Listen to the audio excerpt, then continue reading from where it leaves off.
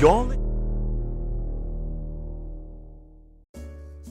Hello and welcome to another brand new episode of Real Talk Radio presents The Unmasking. Now, I've decided to do my own series. After guest hosting last week and giving Mr. Peabody an interview, I've decided to pick up some of the slack. So for today's episode, my very first guest is Dylan Sharninghouse, and he's going to explain to us all about the type of music he does. Dylan, say hello.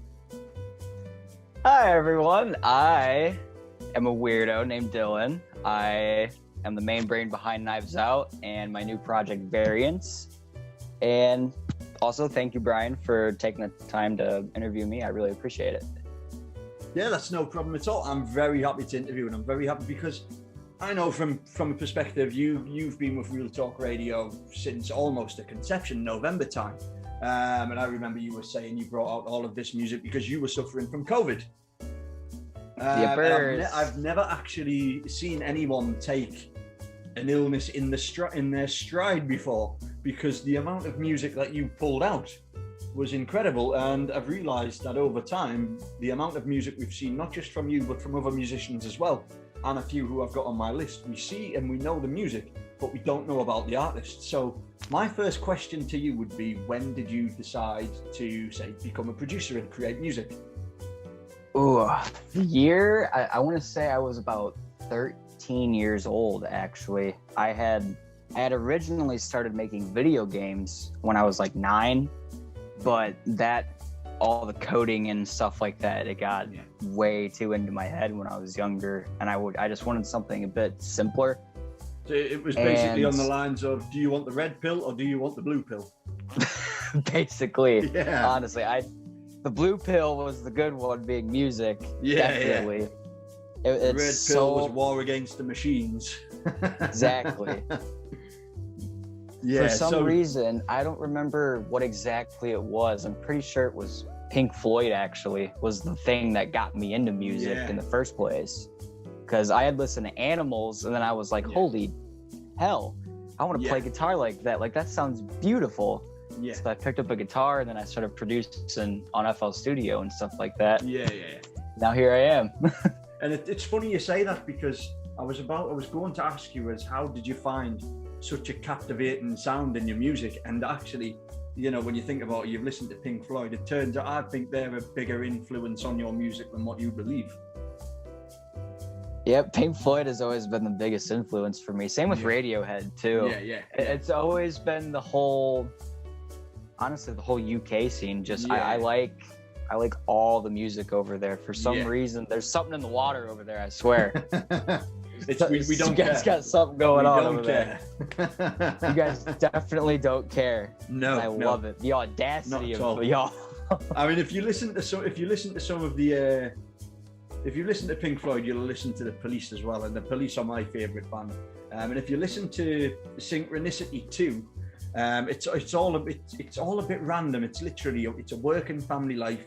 They're talking about a grandmother shouting over a dinner of Rice Krispies, Kellogg's cereal, factories belching things into the air, daddies staring into the distance, and then you've got another song which is do do do dee da da da, if I've gotten that in the right order, and that is essentially, I believe, that the dark meaning to that is rape. So as you can tell, the UK industry back in those times, they really didn't care. Hell no, they didn't.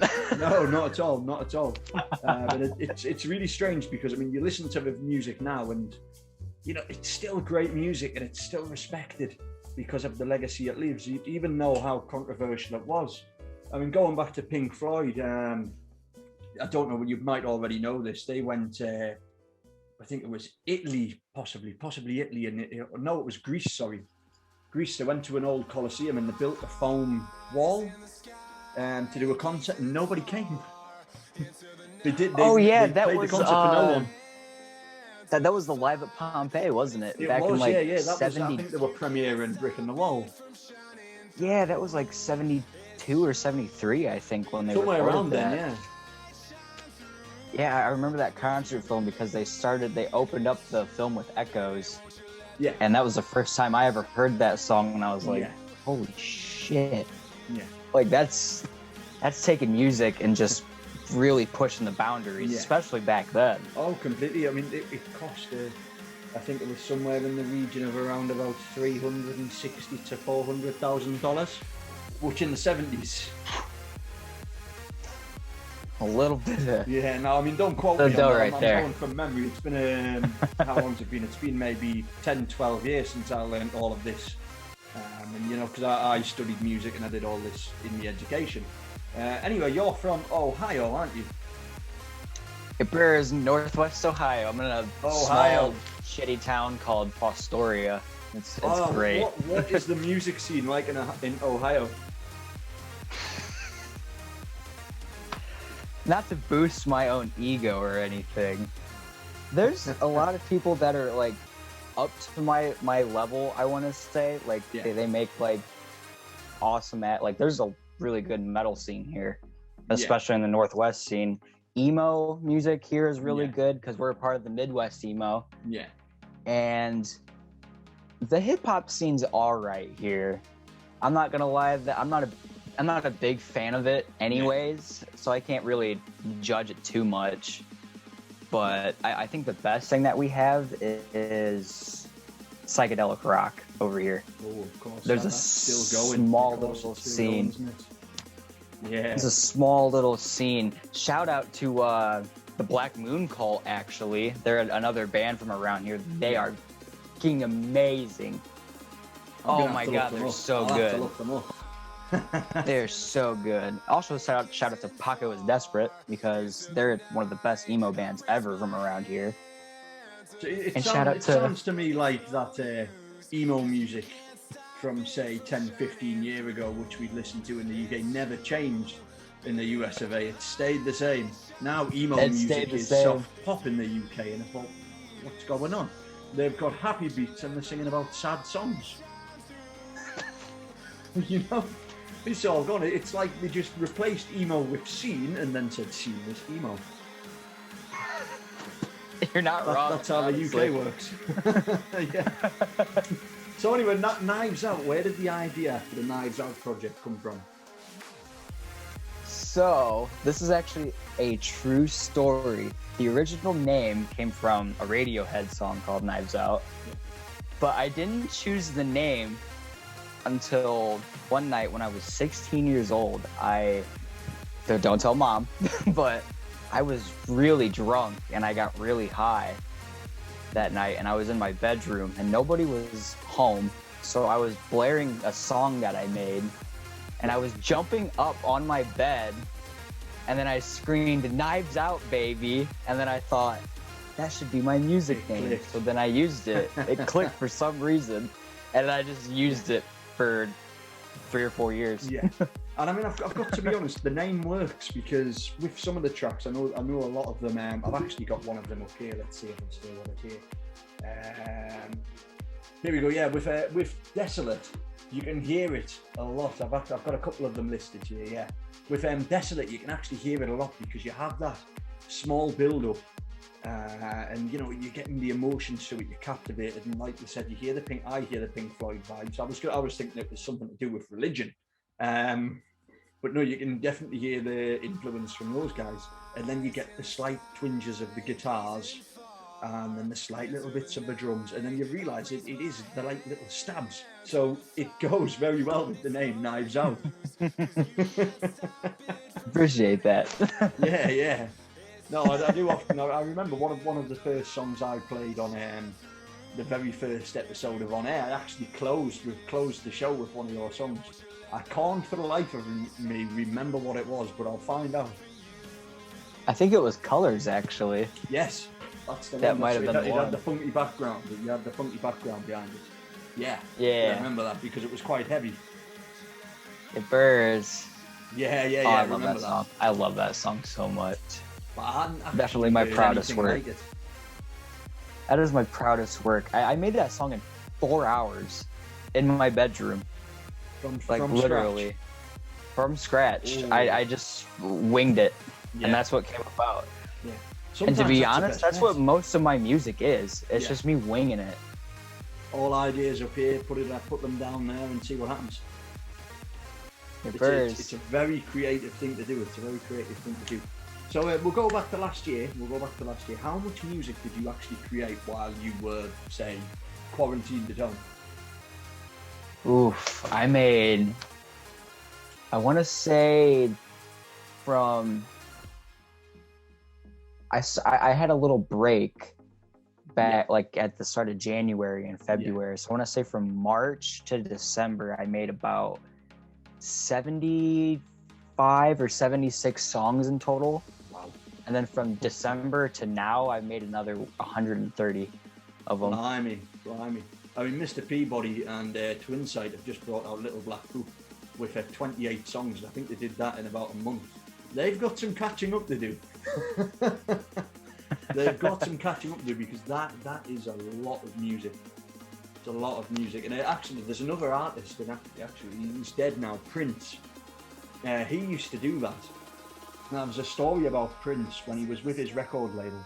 They would only sign him to a 2 or 3 album deal at a time. And he wanted to release more and more and more and more. And it was one year, we are certain that Prince released around 12 albums over the course of a 2-year basis. However, they were all under different aliases and different names. So we don't actually know what the albums are. Nobody knows. The albums are completely mysterious. He brought them out under completely different aliases, different names, and Prince kept that to himself. And I believe never knew that. Nobody did. It's a very rare story. I found out actually from my dad. He told me years and years ago, and that's always something that stuck with me because you've possibly listened to a lot more Prince than you actually think. Wow. That was a lot of music over 2 years. I think each album had anywhere from 15 to 25 songs, or so the myth goes. You know, it can never actually be confirmed. Can never be confirmed. Wow. That would be about 300 songs over the 24 months, you know. And this is a lot of work. This is going from different studio to different studio under different aliases who know who you are. Yeah, that's true too. It's not like now where you can just sit at home and write a song. Like, you gotta go to the studio and do that shit. Exactly. I mean, that is the best kept secret, I believe, in the music industry today. No one will ever find out. And you know something? You could probably do something like that with what? 200 songs? I mean, I've noticed as well as you've gone from the Knives Out to the Variants project, you're not mentioned on there. You don't have your names on your YouTube. You know, so it's literally Knives Out. It's Variants. You know, there's 2 separate YouTube channels for both projects, and you're doing something very similar to that, because someone could come across Knives Out and someone could come across Variants, saying a few months later, you don't know who it is. And I think that's the magic of it as well, because both projects sound really different. Which brings me on to my next question as well, is when did you decide to change from the Knives Out and then merge into the Variants project? So I'll be completely honest with you about this. I'm not really happy with where Knives Out was really going. Yeah. Because I didn't know what the hell to really do after these Phases projects were coming out, because this was either going to make me or break me for this. Yeah. And then I was also just playing my guitar a lot more, and I was like, you know, Knives Out has always been more like synth oriented and like electronic. Yeah. I have obviously delved into a lot of other stuff too, but I want to focus more on like rock music and like experimental rock music and stuff like that. But Variants gives me the opportunity to have like a clean slate and just start fresh, and I think that would be a big weight off my shoulders, so I can finally do something that I can be fully 100% for. You know what I mean? Experiment as well. Yeah. Because I mean, we'll make this clear for the audience viewing and listening at home, but it's just you. There is no band. There's no one else. Yep, everything's always been me. I've actually never had a guest feature or anything on any of my songs, which is crazy. Yeah. I mean, your music sounds like such a full ensemble. You'd actually expect a band to be around you. I mean, for instance, yesterday organising this, I thought you were going to have a band with you as well. It wasn't until later when I realised that, no, wait, it is actually just Dylan. And it's amazing because, I mean, I've tried doing all this. I've experimented with this, that and the other and recorded lots of different things. And it doesn't sound half as good as the stuff that you're making. And you're doing it in I appreciate that. Half the time. You're doing it in half the time. I don't know where it comes from, honestly. I don't know where I got any of this from. I'll sit and I'll make a song and I'm like, did I really just record that? Like, how? How did I do that? And it's always just blowing myself away all the time. Oh yeah, completely. I had something here. I don't know where it's gone. Never mind. It's a story for another day. But I've got a little black book, and it's about half full of songs which I wrote on the back of a bus. I wrote a song a day on the back of a bus in about an hour. And the majority actually Bite the Hand, which I released as on there, but a lot of them are never ever released. And it's funny, you get these ideas, and I understand what you mean when you say you don't know where it come from, because it just feels like second nature, doesn't it? Exactly. Yeah. It just kind of, it's almost like there's a supercomputer up here, and I'm just kind of getting controlled by it. Yeah. Whereas for me, my supercomputer is always on. However, I think some of the leads might be a little bit loose or need changed because it never comes out the way it sounds. Were you I'm always very like that, though? Yeah, were you always like that even before you started? Honestly, yeah. Even when I made video games, everything always came out how I wanted it to be for some reason. I don't know how I just always had that ability. Yeah. I think what's more interesting too is the fact that while I have 200 songs that I've made throughout the course of like the past year, that's only the stuff that I've released. Not to mention just all the other stuff that I've written too that's just sitting. Just waiting. There's about 3 or 4 songs a day that I make, like honestly. And it just, if I don't get it out, then it gets into my head too much. Yeah. So I have to get it out. If not, I feel like I'm going to have like an anxiety attack from it. Because I always have this urge just to do something. And I think that just plays into, you know, the whole depression mindset and stuff like that. But it's really a nice coping mechanism though. Yeah, and I think it's always going to be my coping mechanism too. Oh, I understand that you always want to release something. You always want to stay relevant. So going on to the mental health side of things there, did that ever lead to any sort of failure which you bounce back from or things like that? Honestly, my biggest thing is that I want to make music to, I guess, please people in a way. Yeah. I want to be able to give somebody that escape, but I also realize my downfall to that is that I can't sing or anything like that. So I have to really put my feeling out there when I'm playing my instruments.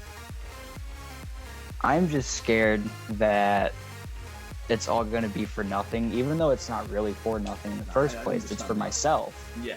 It's for myself.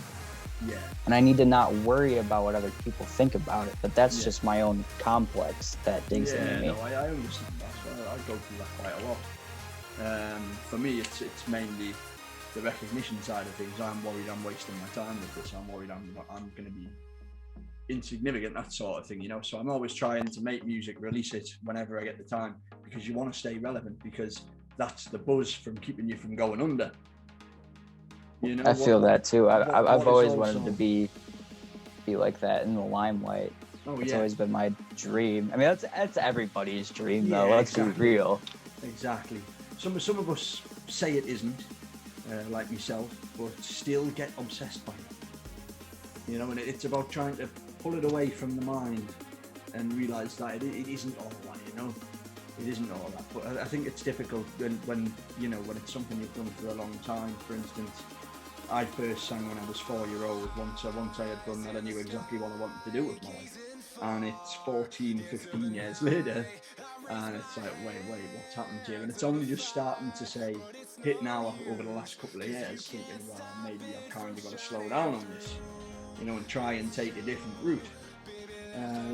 It's changing that mindset. So I completely understand where you're coming from there. Yeah.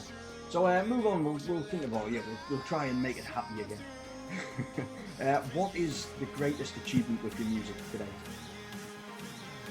My greatest achievement. I think my greatest achievement would be simulation, honestly. Yeah. That still stands as nobody's ever made anything like that before. I've come to find out, because the whole concept was just exploring my own mental health and the nihilism that I felt back then. Yeah. And then I portrayed it in such a weird way. People think of that it's just downright weird, but they relate to a lot of it. And I was like, that's what I wanted. I want to be myself, and I want it to be just downright weird and just insane, but I still want it to be relatable. And I achieved that so well with that project. Yeah, I mean, you got the public talking, you got the public. I mean, it doesn't matter whether or not they thought it was great, whether or not they thought it was bad or weird. You know, they related to that on some way, shape, or form. So that had the exact desired effect that you wanted. When it comes in terms with your music and getting the desired effect you wanted from, say, an audience, how was your family about your music? My dad's always been really supportive about it. Same with my sister. She she's the only person that has ever actually collaborated with me, because she's played synth on a couple of songs. Yeah. Just for fun. But I would say my dad definitely is my biggest supporter. Same with my grandfather too. He was a radio DJ back in the 60s and the 70s, and he was Rick Allen. And he was really well respected over here in the US. Yeah. So when he found out that I was starting to do music, he was like, you know, I'm gonna support that forward. Like, this is in our blood. Yeah, like, this is our blood. Exactly. Yeah. Yeah, my family's always been great with me about it, and I've always appreciated them. Yeah, that's good. But that's definitely good. my dad the most. Yeah, and I take it that's where you got your music sense from, you know, with the Pink Floyd and everything like that. Yeah. Yeah, exactly. Yeah, I blame my father for all my good taste. I mean, I must admit, I'm the same. The very first music my dad played for me, I would believe it was Van Morrison. And the song I remember the most, I used to call it Fur Boots, because that was a line in the song, but it's actually Madam George. And it wasn't until I think I got to about 20 and I was listening to it again, and I'm like, wait, hold on. You listen to the lyrics, he's singing about a transvestite. Yeah, and it's the same with the Kinks with Lola. Another fantastic song. Oh yeah, that great is a great song. Yeah, and again, it's about another transvestite. But yeah, it's amazing the meanings of songs which you find out when you're older and you don't understand when you're younger. But it was that sort of music and everything, the Van Morrisons, the Led Zeppelins, the AC/DC, like you, the Pink Floyds. I'm probably going to eventually own an unplayed, unopened Dark Side of the Moon LP, because my father has one, he's never played it. So it'll end up in my possession eventually. But I completely get it. My influence, I would say, comes a lot from that as well. Yeah. So what is next, Dylan? What's next on the path for music then? So, I have an album that I'm working on for Variants at the moment. I don't know what the hell it's called, but I think I had a name for it actually. Do you need to be left alone in your house, get a little bit drunk, get a little bit high, and jump on the bed? Is that what you need to do to find out a name for this? I need to do that again. Yeah, you need to do this again. Honestly, doing a self-titled, but there was something that I had in my head like 2 weeks ago, but my noggin's not working too well. It's never worked too well, so I can't remember it. No, I've got. But I have 8 songs. I have 8 songs finished right now, and I want to have 10 songs in total. But once that's ready, I'm gonna start pumping out a single every month for maybe 2 or 3 months, and then I'm gonna drop the album finally. Oh man, I can't wait to hear it. It'll be brilliant. If it's anything like the stuff you've already been releasing, and the diversity among it and the different sounds, it'll be incredible. You know, as always, I always respect you as a producer, I've always respected the music you've brought out, because you're right, you do put your emotion into it, and you do really make some fantastic quality stuff. And I believe, honestly, you know, you go on about your vote, about not being a vocalist or singing and everything, you can find one to jump on a track on. That's surely no problem at all. I appreciate that. That actually means a lot to me. I mean, I'll quite happily do one myself, you know. I'm quite happy jumping on. I'm very versatile. I would actually be down for that. That would be cool. Yeah, I'm a fan of your music as well. So interview and a collaboration. Boom. So we totally set that up. Yeah, we should. We will. We'll work on that. Definitely. I'm game. So just before we end the interview here, Dylan, is there anything else that you'd like to add at all? Well, I would say go check out my newest song, which is the Song of a Low Spirit, which is the latest variant single. Phase 2 Arise just came out for Knives Out. If you're going to check out any song from that album, listen to Spirit Molecule and listen to the title track. But with that, I'm just doing me, and I'm just going to play everything by ear, just like I do with all my life, and we're going to see how this goes. And there we have it, ladies and gents watching at home. We have come to the end of the interview. We've so far learned that Dylan is a huge fan of Pink Floyd. He's made 200 songs in the space of a year. He's battled on through COVID and brought out more music than he knows, and that's only the release stuff. He's got a very supportive family. He's bringing out an album, and then you need to go and listen to some tracks on YouTube. So I think that as an interview, ladies and gentlemen, is a wrap. So thank you very much for watching this very exciting episode of Real Talk Radio presents the Unmasking. I'm Brian Smith. My interviewee today is Dylan Sharninghouse, and I hope you have a fantastic day. So thank you very much. Thank you for having me.